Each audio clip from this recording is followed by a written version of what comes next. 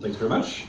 Okay, so I have the fun job. What I'm going to try to do here in the space of about 30, 40 minutes, whatever we have, is I'm going to try and summarize kind of everything that's happening in cybercrime today, give you some predictions on where cybercrime is going next in the future, and I'm going to factor in some time for questions and get one or two demos in, all possibly in 30, 40 minutes. So let's see how that works, right?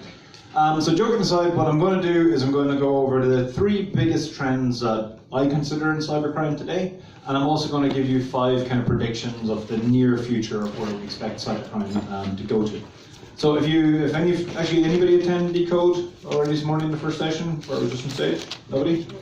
Perfect. That means I can reuse all this slides. So no, joking aside, some of this will be things I talked about downstairs, but some of it is new, especially for this audience. So let's get right into it. I'm going to give you a couple of figures just to get your brains kind of thinking early this morning. So the first of these is 2.7 billion US dollars. So think anyone know what this refers to, right? So with this, I'll tell you what this refers to. What it refers to is it's the number of reported financial losses to the FBI for cybercrime in 2018. 2.7 billion US dollars. But the actual real thing is much worse than that, because first of all, that's only the United States, and obviously it's a very big country, but it's still one of 200 countries worldwide. And secondly, it only accounts for known cases of cybercrime, right? So let's do a little thought experiment here. Hands up anybody here who's been a victim of cybercrime. Nobody. Okay, right. Let's try actually easier question. Hands up if any of you have at any stage had your computer antivirus software, which I'm going to assume is the world famous Trend Micro, by the way. But you have your computer antivirus software at some stage had a pop-up telling you had malware on your machine. Anybody? Hands up? Much more good. Right. So all of you, when you think about it, had your computer accessed without your permission, and an attacker installed a tool on it that let them have complete control of that computer and do anything that they wanted with it. So, one more time again, hands up anyone in this room has been a victim of cybercrime, right? Everybody, right? Most people have. Has any of you reported it to the police? No, nobody does, right? For the sake of argument, I've done it once, right? So I've done it one time. So in a room like this, I am the one person who's the equivalent to that 2.7 billion in reported losses, because I actually told the police about it, in my case. So now you get an idea of the sheer scale of that, but when you compare it to all the unreported stuff that's out there as well. So thinking of this, going a little bit further than this, we're living at the moment in a kind of changing world when it comes to cybercrime attacks today. So in the early days of cybercrime attacks, we're talking like 80s through the mid-90s, it was all carried out by humans, right? So humans would attack servers or computers or whatever the case may be. Then in about the mid-90s, for about the next 20, 25 years, it was very much carried out by code, or malware, if you like.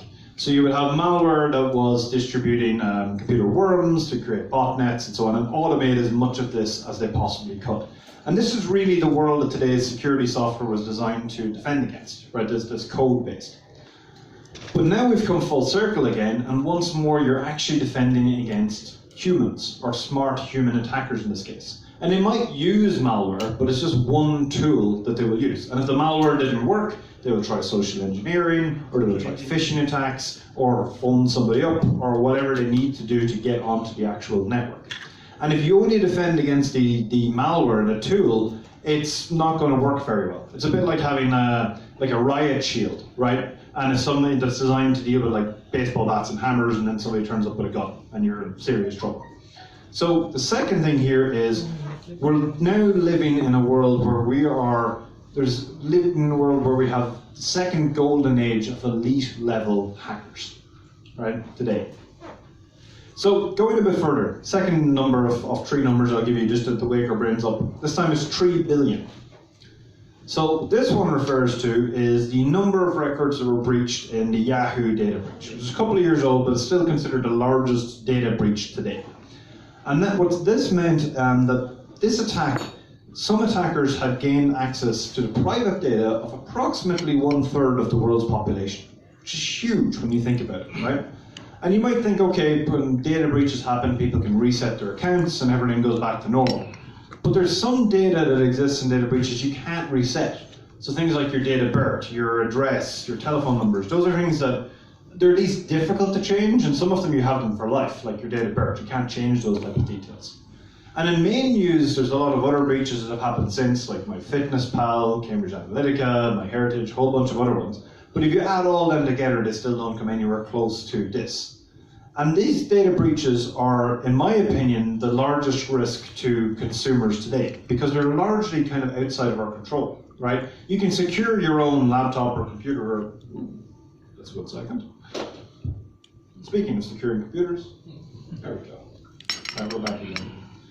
So, what was I saying? Yes. So what I do when I actually, when I'm signing up for websites, if I'm buying something off a site or a shop or something online, I will normally actually give fake details myself. So I'll give them, they don't need in most cases to know my date of birth or my address unless I need them to ship something to me, right? So I can happily give them fake details.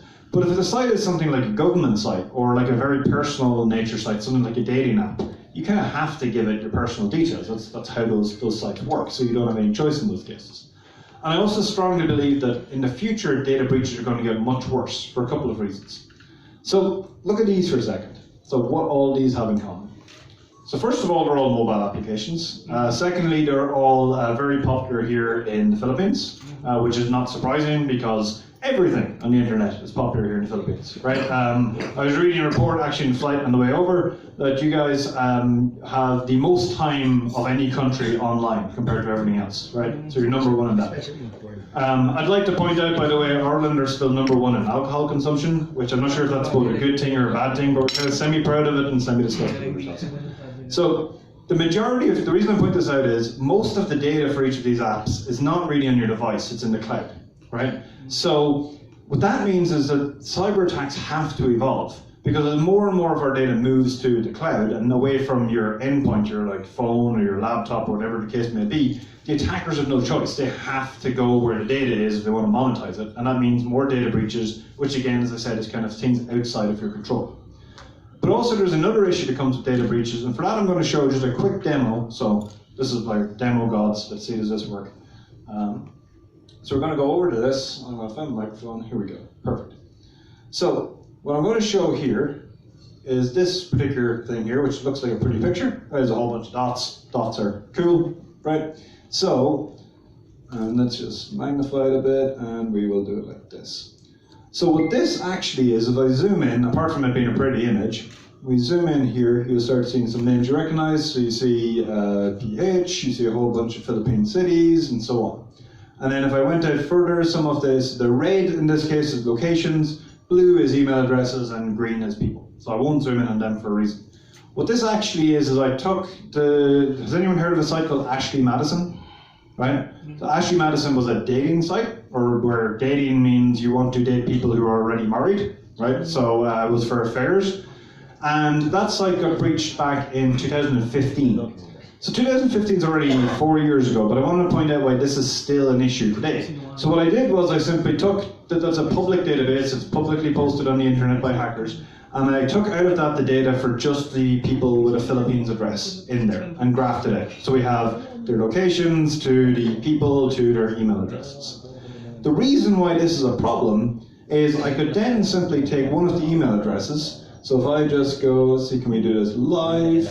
So if we select all the email addresses, like this, and I go right click, and I am going to take each of them. So I'm going to use a site called haveibeenpwned.com, which just checks that any of those exist in other data breaches, right? Not just the Ashley Madison one, but other ones as well.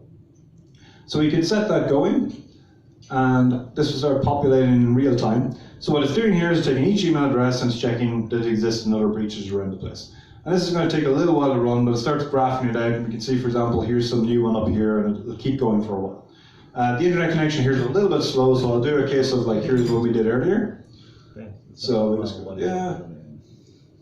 So this is the whole thing graphed out. And what I want to point out here is, zooming out again a bit, and we just make the image like this, so it's all more centralized. All of those email addresses, so the email addresses are the light blue here, and then the dark blue are other domains that have been breached in. And when we zoom in, you see like canvas.com, MySpace, Media Online, Adobe, a whole bunch of other ones. Which means if you get one breach of your data, because people use the same email address for everything to do online, they often use the same password for everything to do online, or at least variations, right? So people might have like super strong password MySpace.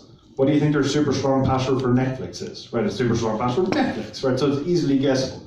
So one breach doesn't just affect you on that site, it affects you on every single site that you access, for most people. The other thing I could do here is, as well as finding what other breaches, I could do something much, if you were from an attacker point of view, I took each of those email addresses, and what I've done here is I've just said, okay, for those email addresses, show me the social network profiles for those people. So if you're an attacker, you can now take something very sensitive like Ashley Madison data, which obviously people who've had affairs or at least interested in having affairs, and you can then map them out to their like Foursquare accounts, Skype accounts, Facebook accounts, and so on, right? And what you could simply do is we could say, for example, let's take the Facebook users here. Where's Facebook? FB user, Facebook, right? Let's grab them, cut and paste them into a new tab, just for a second here. So we've got 55, I'm deliberately not zooming in on names here, right, because that's not the point of the whole thing. But what I can simply do is say, okay, for each of those people, let's get, family members are a bit mean, let's get their friends. So we get each of their friends. So if you were an attacker, you simply take a breach like this, you get, first of all, map the email addresses to all the Facebook accounts, you then map all of the Facebook accounts out to all of their friends, and then those are the people you extort them with. You say, all of these 200 and whatever that is, 56 people here that are your friends are about to get an email with all the things you ever did on the Ashley Madison site, or whatever the other breach is. So this all takes all of about 2-3 minutes to do, and you can see how quickly you can scale up a breach into something that people can be extorted about 4 years after the fact, right? So breaches last for a very, very long time. That's kind of what I want to point out here. So let's stop that going. That'll stop itself eventually. Right. So back over to our slides. Here we go. Okay. So hopefully you get an idea now why breaches are not just the breach itself, but the larger ecosystem that kind of goes around it. So one last figure, just for today's threats. And this one is 8.4 billion. So what 8.4 billion refers to is the number of internet connected devices online by the end of 2018. And this is expected to grow exponentially over the next couple of years. So that means a couple of things. That means as of last year, there was more internet-connected devices on the internet than there were humans for the first time. It also means a couple of other things. So firstly, when all of those machines become sentient and form Skynet, like in Terminator movies, we're all dead. But secondly, it means that everything in our world is getting more and more connected. And if things are connected, they can be hacked. So we already, if you think of things like computers, phones, TVs, baby monitors, cars, ships, planes, even how you do elections, right, so Cambridge Analytica. All of these have become connected to the internet or used connected data, and every single one of them can, and in fact, has been hacked at some stage. And sadly, finding these sort of internet connected devices is really not that hard. In fact, it's really, really trivial. So again, I'll do one more example of a quick demo here. I'll just have my sheet just so I can remember what terms I want to search for. So this time we're going to use a site called Shodan. Does anybody know what Shodan is? Or a quick explanation? So everybody knows what Google is, right? Google is like Bing, but for normal people, right? It's like, so Google indexes the contents of web pages. So like you go to a web page, the text on the page, that's what Google is looking at. Shodan indexes the computers. So like what services do they have open, what ports, that kind of thing, right? So it lets you search for essentially connected devices on the internet. So with that in mind, let's check for a couple of things. One of the most obvious things to search for is, I'll search for some cameras that might be exposed to the internet because it's quite a visual thing to show. So I'm going to use one manufacturer here called Yawcam. We'll just search for them. So it's searching for any computer that had the word Yawcam somewhere in it. And we have 1,015 computers currently on the internet with this in it. And if I scroll down, you can see, for example, it's actually captured some images from some of these cameras, right? Like so on, and whatever the case may be, person there. And just to prove that these are actually real, these are fully exposed web cameras, let's take this one. So this is United States, right? So let me think. Time in the United States right now, so we just go to that one. just to prove it's live, it should be at least a different kind of time of day or different type of, okay, that was a bad example because it's exactly the same time of day. Let's pick one other one just to show that they're actually live images. Something a bit more interesting. I have no idea what that is. We'll pick, I'm not going to pick the one in person. That's just cruel. Let's pick this one, someone in Brazil. Somebody in Brazil up here right now.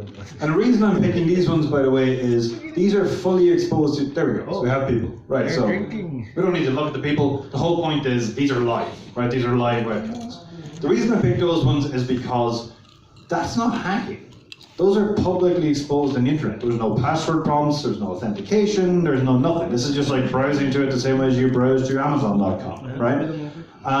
We can also check, for example, are any of these exposed in the Philippines from that particular manufacturer? We're gonna see Angie's house. Shit. And no, they're not. Build your house.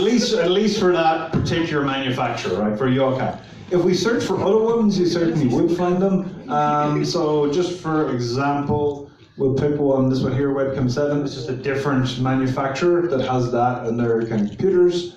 And for the Philippines, we get a few examples, right? They don't have screenshots of them here. There's only one in this case. The reason I pointed this one out is it has a login and password to gain access to that. But unfortunately, that particular vendor has known vulnerabilities in it, and it also has known like default login and passwords. So from an attacker point of view, it's fairly trivial to get access to that sort of material.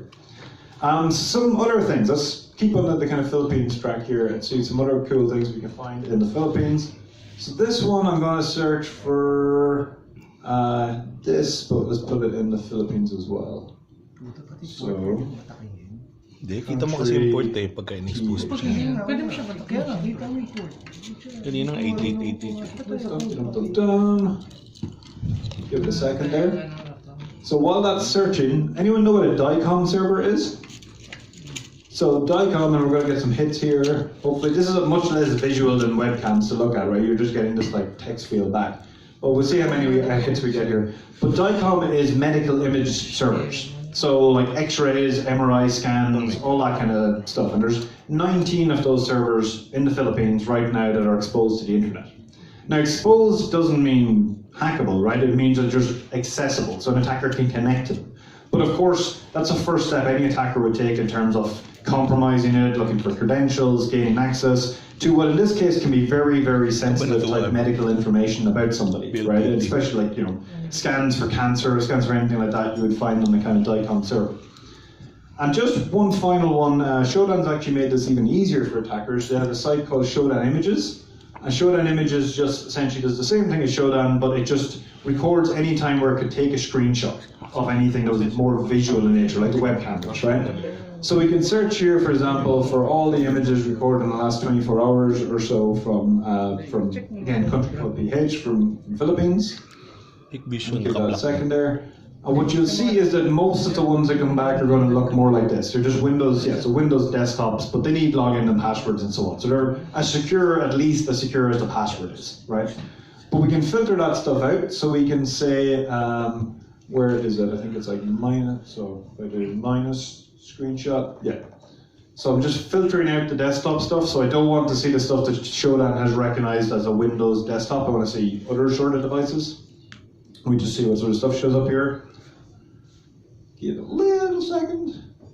No results found. Perfect. There was one this morning. This is the problem with doing live demos and live information. This morning you could actually see one which was a retail monitoring system. So essentially the back end for a shop, for like point of sale devices and stuff for what appeared to be a hardware shop, where you had access to all of the kind of credit card and point of sale devices and so on. Okay, so IoT, unfortunately, on the internet, very, very easy to find. And because things can be hacked, anytime you can hack something, crime follows very quickly afterwards. So some recent stories of criminal kind of activity that involves hacks. So we had, harder to see here, but we had the case of 2 million web cameras that were exposed a couple of months ago. In that case, it was a kind of default login password credential issue, so very easy to do. There's been a rise in cases of people with smartphones being used against them, where people would come into the home and essentially, no, it can go away. This is the problem with having to have internet access for some demos with pop-ups and things.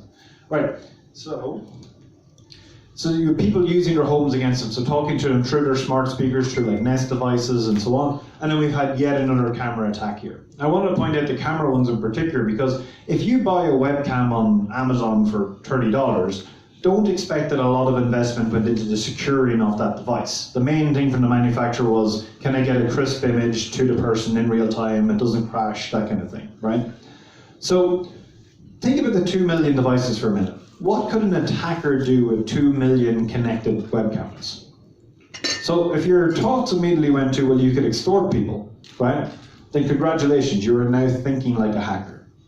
But you're not thinking like a criminal. Because from a criminal point of view, they have to figure out a way to monitor 2 million web camera feeds for that 1 minute where somebody does something stupid or becomes naked or whatever that they can extort them with.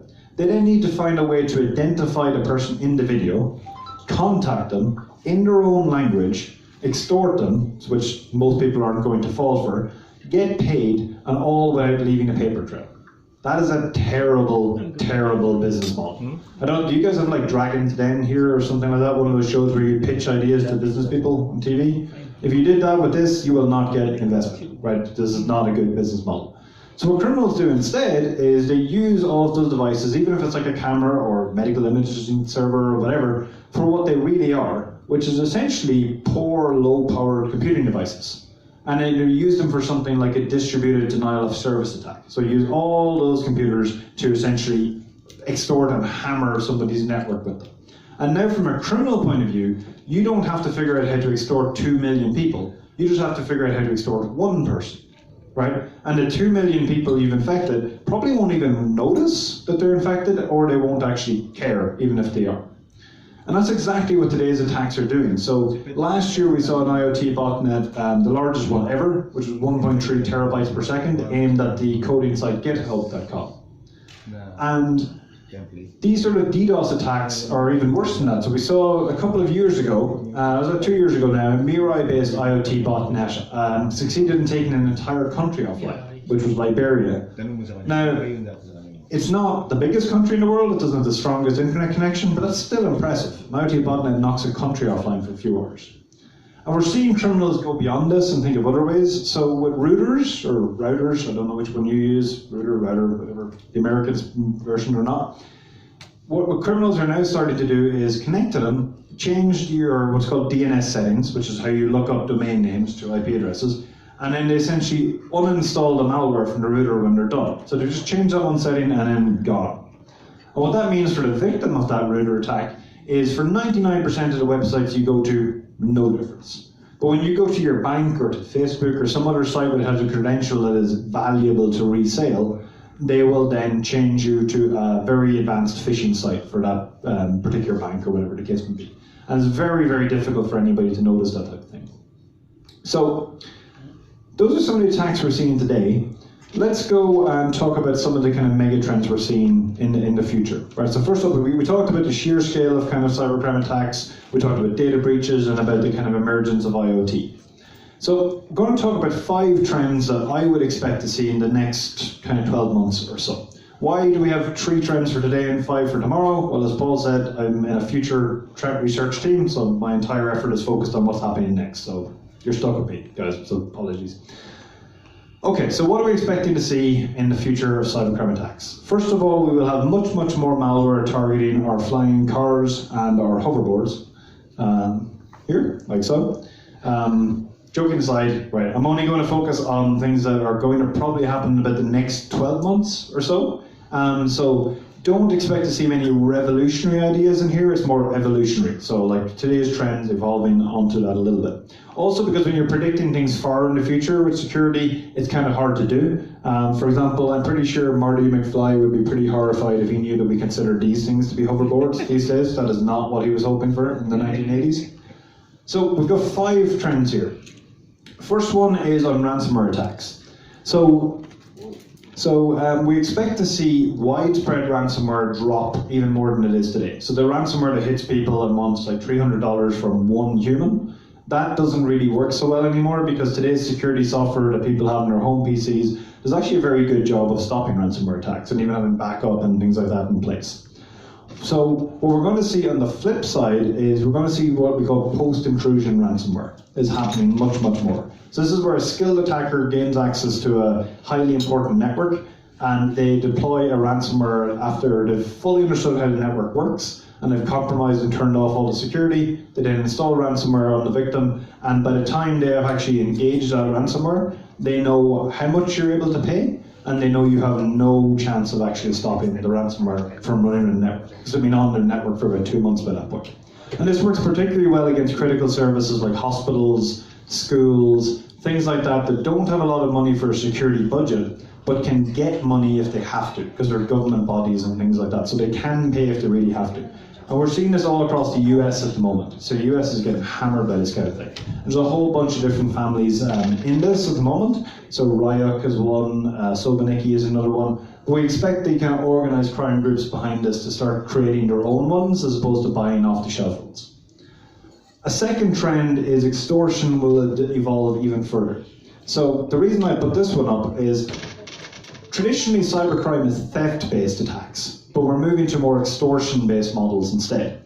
So we've seen a lot of disinformation campaigns, or fake news, if you like, being deployed today in both politics and all sorts of different walks of life. And this is a case of a video manipulation of a US politician called Nancy Pelosi. And what they did was they simply slowed down the video of her speech so that it appeared kind of slurred or like she was drunk or senile or something like that. And that was shared 2.5 million times on Facebook. Now, of the 2.5 million people, of course, a lot of people realized that was a fake video, but a lot of them didn't, because you could see the common thread and people calling for her to step down and that she was no longer fit for office and all of those type of things. And the reason I highlighted that is it's related to a trend that we see emerging, which personally worries me a lot, which is something called DeepFake technology. So what DeepFake technology is essentially using AI algorithms to do image or video manipulation, or audio also. And I won't go into deep level details on it, pun intended, but essentially you take a video that you want to superimpose somebody's face onto, or audio and you want to impose their voice pattern onto what was said. And that is, when you think about how that works, in the near future, you could get a call from your CEO, right? It is a video call that is very believable, looks just like them, sounds just like them, telling you to transfer money to some bank account that is, slightly unusual for you. And if you're familiar with business email compromise, that's essentially just the next level on from business email compromise. And that's not even that far off. That's really only a few months off the technology being that good to do this kind of thing. But of all the things with deepfakes, the one that kind of keeps me awake most at night is an idea we have, which would be something called deepfake ransomware. So simply put, this is combining today's extortion-based ransomware business models we see criminals doing with deepfake technology. So essentially you have an attacker who has an incriminating video of some description, and then they simply need to gather enough pictures and audio of their target to create the video to make it look like it comes from that person, right? Which, if they're a public figure, that's very easy to do. But even for anybody today, we all are guilty of oversharing things on the internet. We're also guilty of taking far too many selfies, so it's very simple to get a lot of pictures of somebody's face if you want to, and getting audio is really not that hard either. So the attacker creates the video, they then simply upload it to a private link of some description, so it's on the internet but hasn't been published yet. They set a counter to 24 or 48 hours, they set up like a Bitcoin wallet to receive the payment on, and then they extort the person and say, unless you pay us in the next 48 hours, we will send this video to all of your friends, right? So the risk of those type of attacks will actually work really well against two main groups of people. The first is politicians, and the second one is teenagers. So for politicians, they have the major problem, just like the Nancy Pelosi one, that nobody fact checks information anymore. So even though the video of 2 days later people realize it's fake, the damage is already done by that point to their career, especially if this was like a day or two before an election. And that makes them very, very good for extorting from a criminal point of view. And then for the teenager side, unfortunately what will most likely happen there is attackers will take images of a very compromising nature, so something nudity or something sexually related. They will then look to superimpose the person's head onto that. And this is, if you're familiar with sextortion scams, which exist today, this is essentially really useful for the attackers because the biggest problem with a sextortion scam, if you were a criminal, is trying to get somebody to perform the sexual act on a webcam so you can then extort them. With this, you're getting extorted for something you didn't actually do, but it looks like you did. So it scales up much, much, much better from an attacker point of view. And the reason why that works, unfortunately, well, actually, there's certain demographics that just wouldn't work for. Right? For most of the people in this room, it doesn't scale that well. So take me, for example, if this happened to me and the video got published, my friends would mock me over it, right? They would, be like, oh my God, look, did you see the video of Bob? But they wouldn't really believe it's me in the video, right? So they'd take one look at it and they'd go, okay, well, I know Bob and he drinks a lot of Guinness, there's no way his chest looks that good, right? So the weird thing here is that making this work, the hardest thing might be reference videos from sites like slightlypastitdadbods.com or something like that. But on the teenage side, teenagers are, number one, becoming very aware of their bodies. They're also very driven by how their peers perceive them, more than any other kind of group in society. So even though they don't have as much money as a politician would have to pay, they can and will try to pay and are less likely to reach out for help.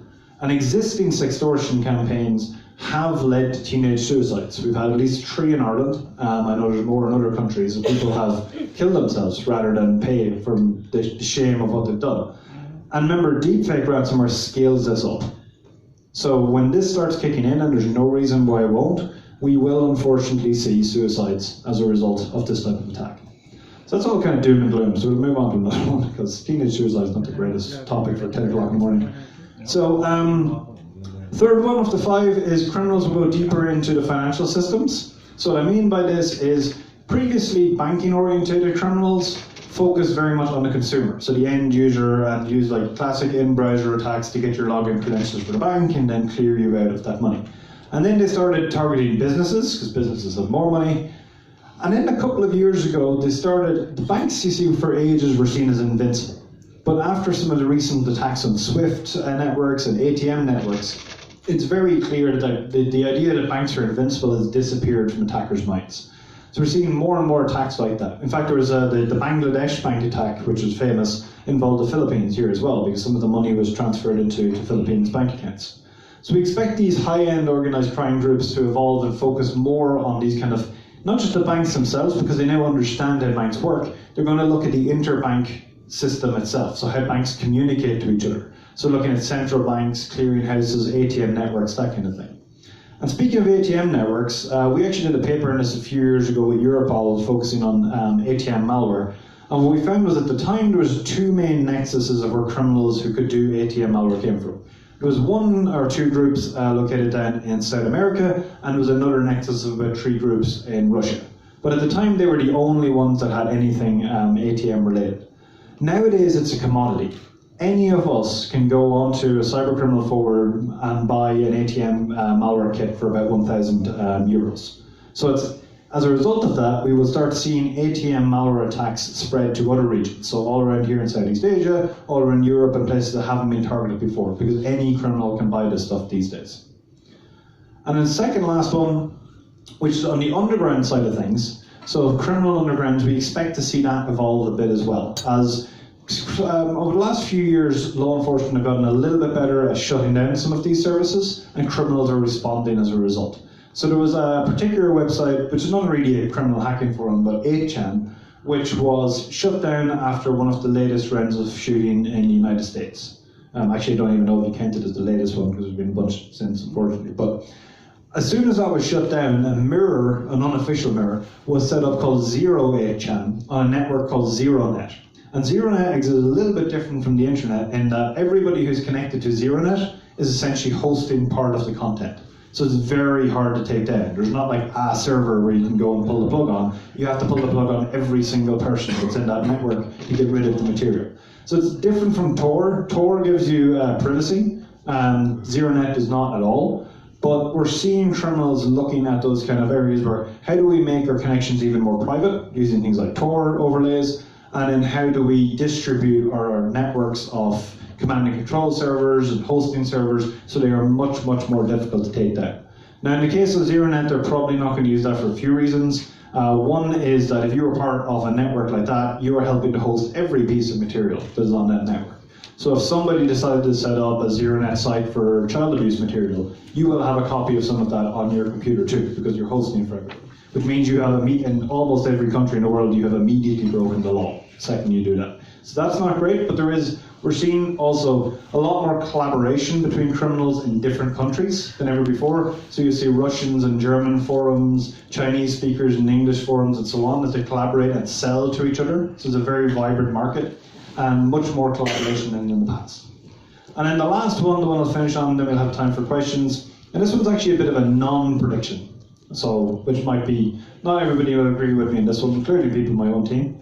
I don't think that artificial intelligence will be heavily used and abused by criminals in the next 12 months.